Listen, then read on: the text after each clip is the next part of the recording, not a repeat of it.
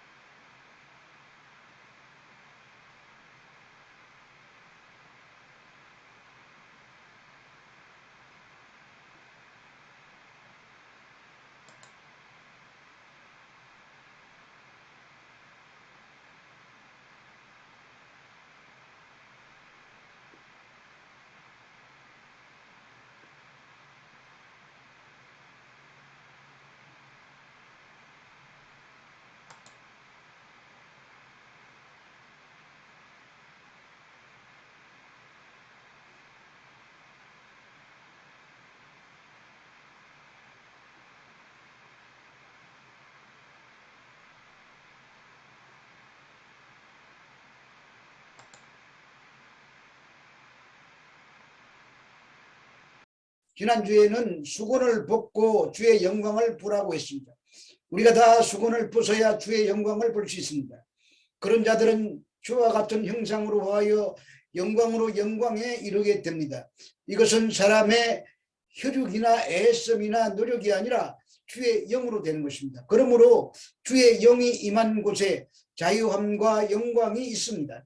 세상이 줄 수 없는 자유와 세상이 알 수 없는 십자가의 영광으로 충만하게 되는 것입니다.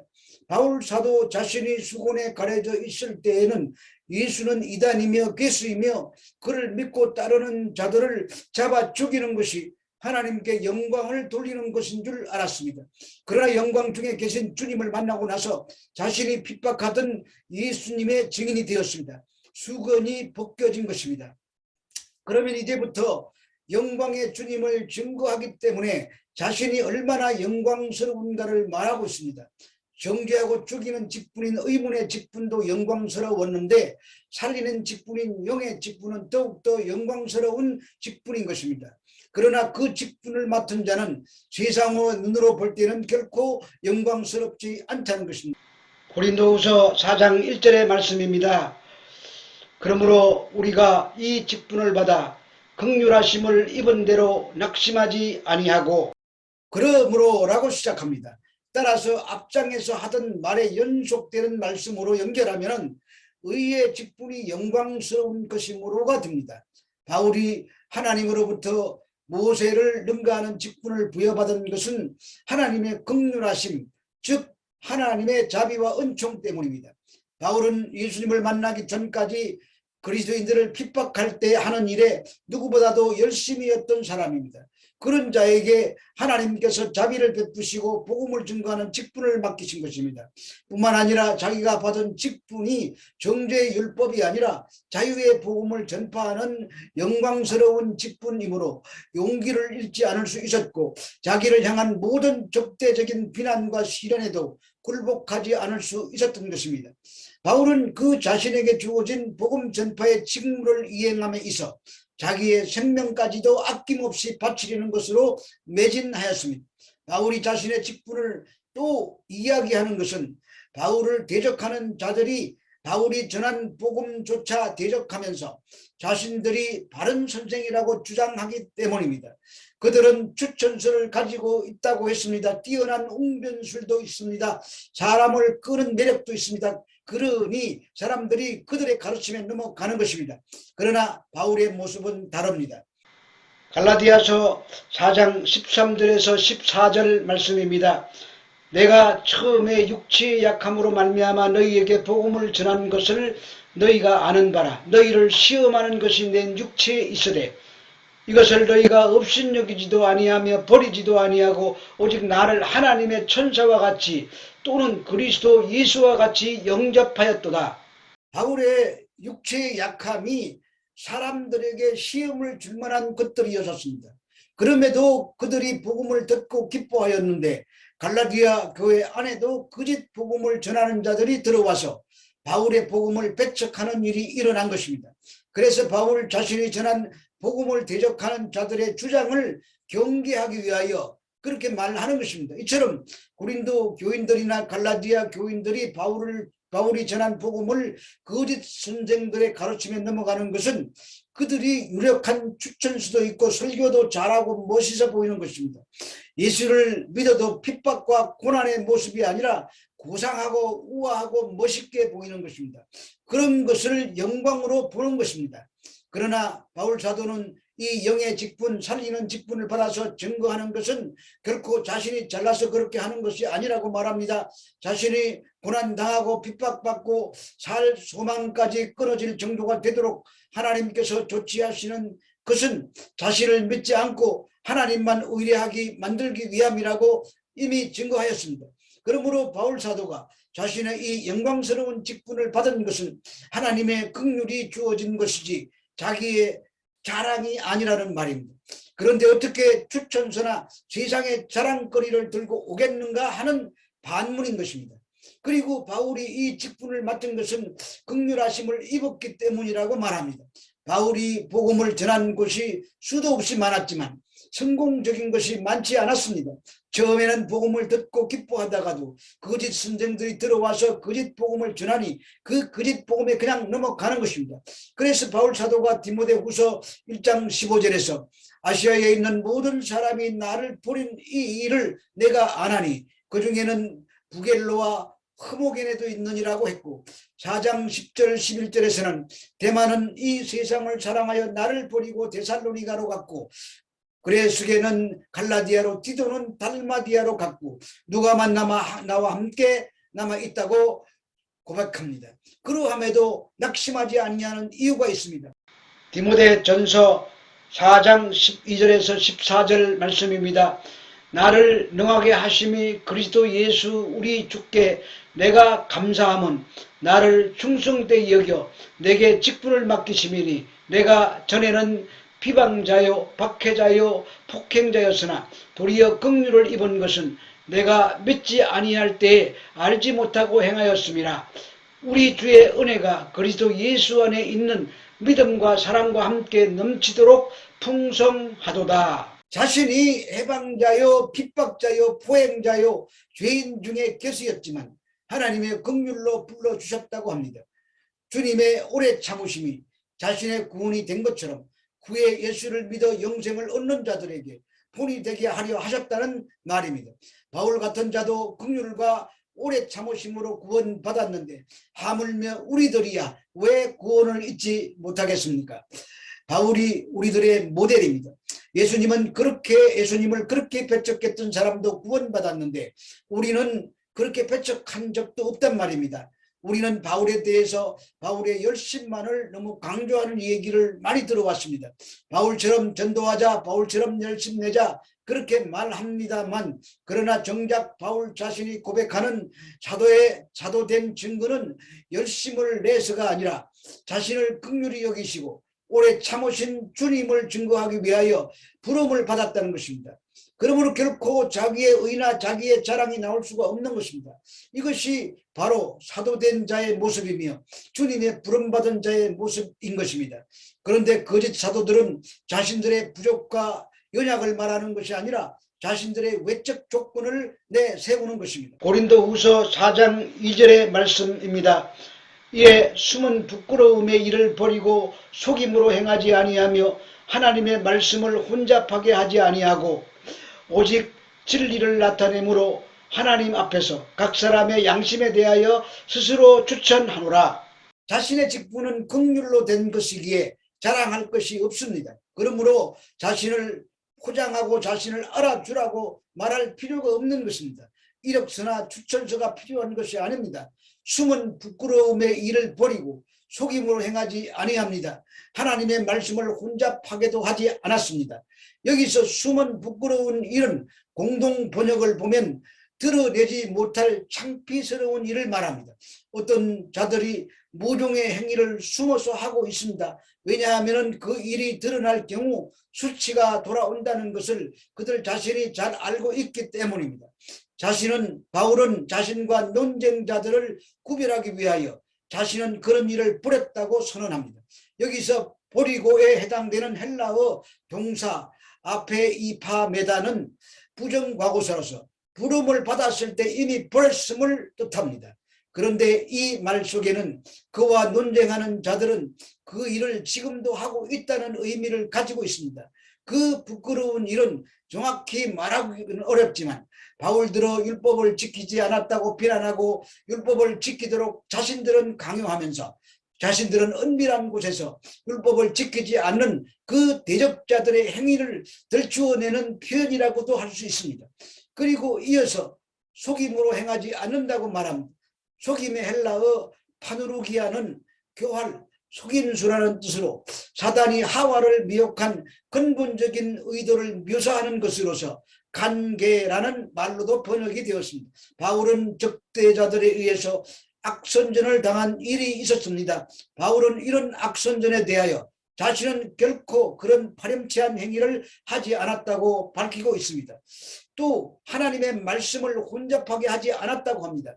혼잡하기에 해당되는 헬라어 둘론테스는 불순물을 섞다는 뜻으로 마치 약에 이물질을 섞어 약의 질을 떨어뜨리는 것처럼 순수한 복음에 필요 없는 것을 첨가시킴으로써 복음의 본질을 왜곡시키는 행위를 가리킵니다. 그러나 바울은 진리를 증거합니다. 그 진리는 아주 간단합니다. 오직 믿음으로 의롭다함을 받습니다. 인간의 그 어떤 행위가 아닙니다. 성경을 다 외운다고도 되는 것이 아니고 성경의 말씀을 다 지킬 수도 없지만 성경의 말씀을 지킨다고 되는 것도 아닙니다. 율법 외에 나타난 하나님의 한 의가 되시는 예수님을 믿음으로 의롭게 되고 죄사함을 받고 구원을 받는 것입니다. 그러므로 이 믿음이란 인간의 행위가 아니라 은혜의 선물인 것입니다. 더 간단히 말하면 예수 천당, 불신 지옥입니다. 예수 믿으면 천당, 믿지 않으면 지옥이라는 말입니다. 이 간단한 진리를 믿지 못하는 자들이 있습니다. 그 이유는 고린도후서 4장 3절 4절에서 말씀하고 있습니다. 보겠습니다. 고린도후서 4장 3절에서 4절 말씀입니다. 만일 우리의 복음이 가리었으면 망하는 자들에게 가리워진 것이라 그 중에 이 세상의 신이 믿지 아니하는 자들의 마음을 혼미하게 하여 그리스도의 영광의 복음의 광채가 비치지 못하게 함이니 그리스도는 하나님의 형상이라. 바울이 모호한 말을 전한다는 비난을 받고 있었습니다. 바울은 소수의 영적인 마음을 가진 선택된 자들만 알아들을 수 있게 전한다고 비난받았습니다. 바울은 그렇게 비난하는 자들을 향하여 만일 자신의 말을 알아듣지 못했다면 그런 사람들은 멸망의 길을 가는 자들이라고 분명하게 말합니다. 바울은 누구나 이해할 수 있고 공개된 방식으로 설교했습니다. 그럼에도 불구하고 복음을 받아들이지 않는 것은 그들 마음에 수건이 씌워져 있기 때문이고 그것은 전적으로 그들 자신의 책임인 것입니다. 여기서 가리온에 해당되는 헬라어 켈칼림메논이라는 이 단어는 수동태로 되어 있습니다. 복음을 깨닫지 못하는 것이 하나님의 주권 아래 있기 때문이라는 말입니다. 하나님께서 그렇게 하셨다는 말입니다. 어떤 사람들에게는 하나님이 감추어져 있습니다. 이것은 성도들이 그리스도의 영광에 참여하고 직분을 부여받는 것이 전적으로 하나님의 은총에 의한 것이 듯 그리스도의 영광을 거부하고 멸망에 이르는 것 역시 궁극적으로는 하나님의 주권 아래에서 이루어진다는 뜻입니다. 그런데 이 세상의 신이 믿지 않는 자들의 마음을 혼미하게 했다고 말합니다. 세상에 해당되는 헬라어 아이오노스는 세대라는 의미도 사용됩니다. 그러므로 이 세상 신보다는 본문에서는 이 세대의 신이라고 번역하는 것이 더 정확합니다. 이 이름은 사단에 대한 별칭입니다. 사단은 예수님의 삶과 죽음 그리고 부활을 통하여 결정적인 패배를 당하였습니다. 그런데도 사단이 계속해서 성도들을 타락시키려고 애쓰며 믿음이 없는 자들로 하여금 성도가 되지 못하도록 방해하는 활동을 펴는 것은 하나님께서 종말까지 사단의 활동을 허락하셨기 때문입니다. 그래서 사단은 믿지 아니하는 자들의 마음을 혼미케 하는 것입니다. 그 결과 사람들의 영혼을 멀게 하여 영적인 어두움에 빠지게 하고 빛 대신 그리스도를 미워하게 만듭니다. 그런데 그리스도는 하나님의 형상입니다. 이 말은 그리스도가 보이지 않는 하나님의 보이는 초상으로서 하나님께서 창조하신 인간의 원형이시며 하나님과 동일한 인격과 성품을 지니신 분임을 말해 줍니다. 따라서 하나님께서 사람의 형상을 입으신 예수님을 그리스도로 믿지 않는 것은 하나님을 거부하는 것이 되는 것입니다. 그들은 망하는 자들입니다. 그러므로 오늘 우리가 예수님을 믿게 된 것은 우리의 실력이 결코 아님을 알아야 합니다. 우리도 다 세상의 영광에 취하여 살던 자들입니다. 에베소서 2장 1절에서 5절 말씀입니다. 그는 허물과 죄로 죽었던 너희를 살리셨도다. 그때 너희는 그 가운데서 행하여 이 세상의 풍조를 따르고 공중의 권세 잡은 자를 따랐으니 곧 지금 불순종의 아들들 가운데 역사하는 영이라. 전에는 우리도 다 그 가운데서 우리 육체의 욕심을 따라 지내며 육체와 마음에 원하는 것을 하며 다른 이들과 같이 곧 본질상 진노의 자녀이었더니 긍휼이 풍성하신 하나님이 우리를 사랑하신 그 큰 사랑을 인하여 허물로 죽은 우리를 그리스도와 함께 살리셨고 너희는 은혜로 구원받은 것이라. 허물과 죄로 죽었던 우리를 살리실 것입니다. 허물과 죄로 죽은 상태가 어떤 상태인가 하면 이 세상의 풍속을 따라 육체의 욕심을 따라 육체와 마음이 원하는 것을 따라서 행하는 것입니다. 즉 공중 권세 잡은 자 곧 마귀의 종이 되어서 세상의 영광만을 목표로 삼고 살아가는 자들이 본질상 진노의 자식들입니다. 우리도 다 그 가운데 행하던 자들입니다. 그런데 긍휼에 풍성하신 하나님의 은혜로 그 큰 사랑으로 우리를 구속해 내신 것입니다. 예수 그리스도와 함께 죽고 함께 살고 하늘에 앉히셨다고 합니다. 이것이 긍휼로 은혜로 된 것이기에 누구도 자랑하지 못하는 것입니다. 오직 그 은혜의 영광을 증거할 뿐입니다. 그러므로 바울 사도는 예수 그리스도가 복음의 광채이시며 예수 그리스도가 하나님의 형상임을 증거하는 것입니다. 십자가에 못 박히시고 다시 살아나신 그분이 복음의 광채이며 하나님의 형상임을 증거합니다. 그러나 그 영광은 아직도 십자가 속에 감추어 저 있는 것입니다. 그렇게 하시면 하나님이 자기의 백성만 구해내시기 위함입니다. 동시에 세상의 영광을 쫓아가는 자들을 심판하시기 위함이기도 한 것입니다. 그러므로 바울 사도는 5절에서 자신을 증거하는 것이 아니라고 말합니다. 고린도후서 4장 5절의 말씀입니다. 우리는 우리를 전파하는 것이 아니라 오직 그리스도 예수의 주되신 것과 또 예수를 위하여 우리가 너희의 종된 것을 전파함이라. 전파하는 것 두 가지를 말하고 있습니다. 첫째는 그리스도 예수의 주 되신 것입니다.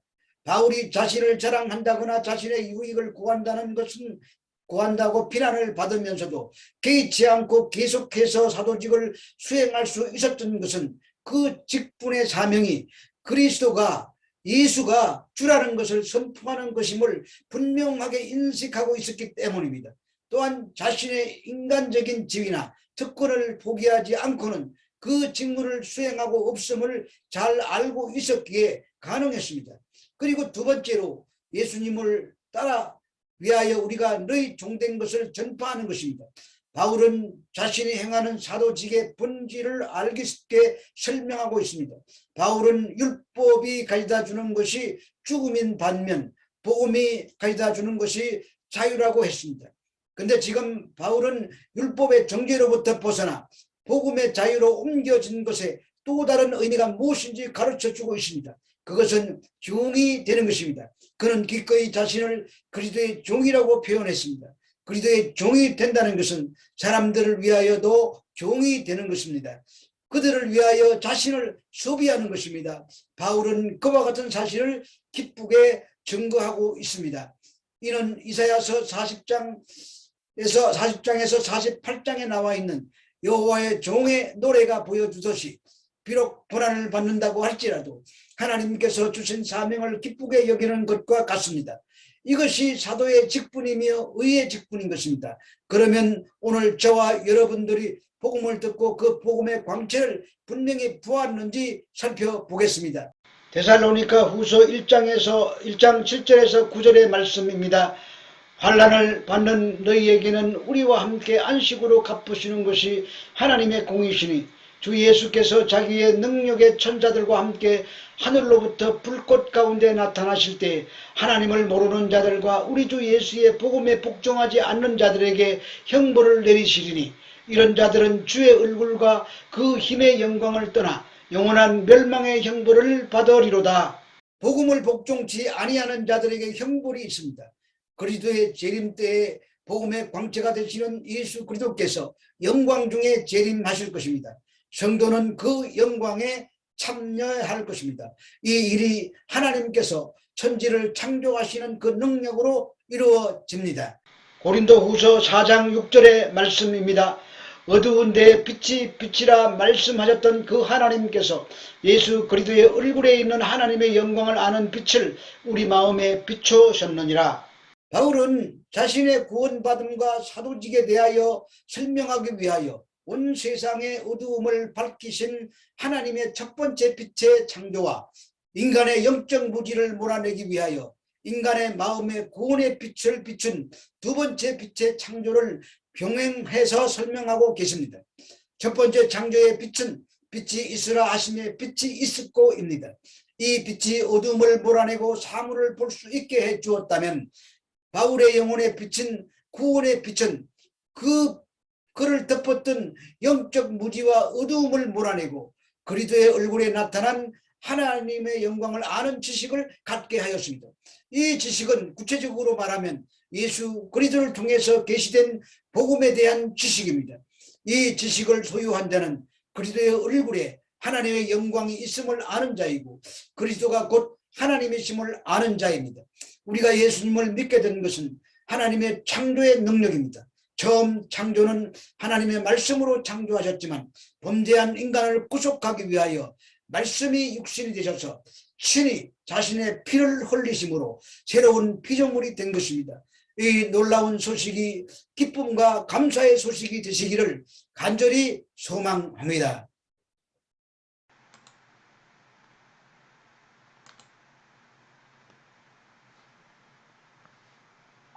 19장 세상 모든 풍파 너를 흔들어